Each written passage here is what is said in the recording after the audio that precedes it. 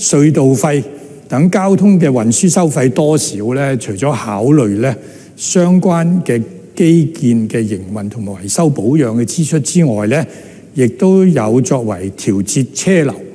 舒緩呢個擠塞，以至減少市民不必要咁用車嘅呢個作用嘅。從呢個角度去考慮咧，並非係收費越平咧，對社會或者對經濟方面咧帶嚟嘅效果係最好嘅。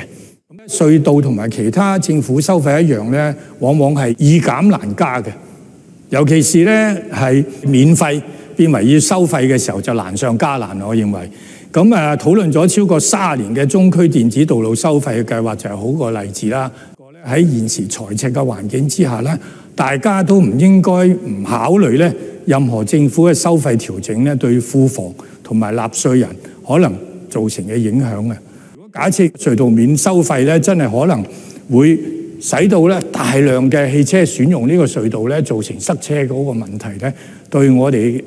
道路嘅使用咧，同埋嗰個經濟方面咧，可能亦都造成好嚴重嘅影響，亦都係對於鼓勵市民多用環保嘅效益嘅公共交通工具啊，同埋盡量減少使用私家車嗰個政策嘅目標咧，係背道而馳嘅。